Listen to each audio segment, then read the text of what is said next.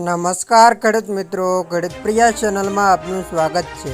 આજે તારીખ 11 મે 2024 બપોરના મહત્વના હવામાન સમાચાર। ચેનલમાં નવા આવો તો સબસ્ક્રાઇબ કરી લેજો। ગુજરાતમાં થંડરસ્ટોર્મ એક્ટિવિટી સાથે ઠેર ઠેર વરસાદ પડવાની આગાહી છે। આજથી 3 દિવસ ગુજરાતમાં કમોસમી વરસાદની આગાહી છે। આજથી 3 દિવસ રાજ્યમાં હવામાન વિભાગ દ્વારા વરસાદની આગાહી કરવામાં આવી છે।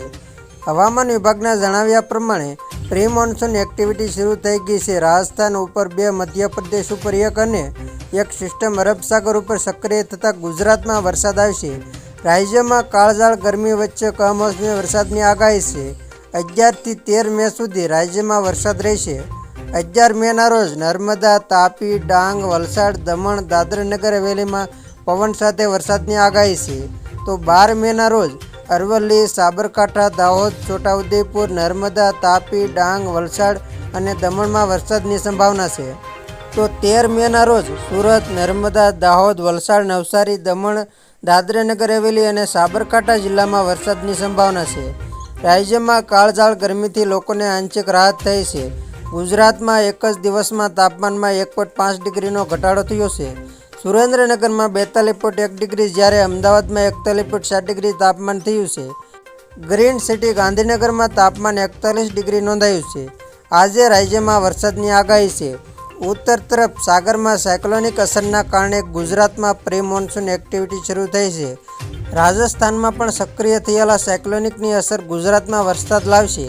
આજે કેટલાક વિસ્તારોમાં વીજળીના ચમકારા સાથે હળવા વરસાદની સંભાવના છે, જેમાં ખાસ કરીને અરવલ્લી, પંચમહાલ, દાહોદ, મહીસાગર, છોટાઉદેપુર, નર્મદા, ડાંગ, તાપી, નવસારી, વલસાડ અને દાદરાનગર હવેલીમાં હળવા વરસાદની આગાહી છે।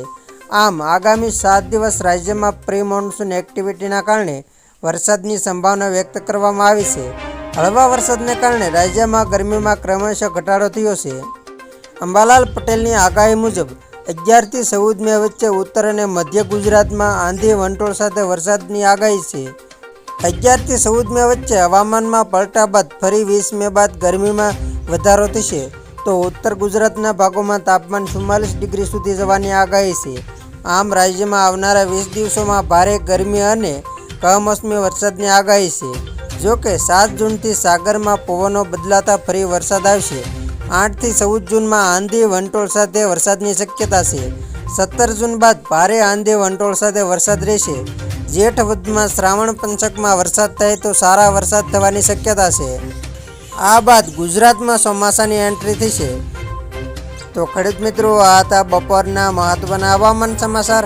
ફરી વખત મળીશું નવી અપડેટ સાથે। ત્યાં સુધી જોતા રહેજો ખેડૂત પ્રિયા યુટ્યુબ ચેનલ।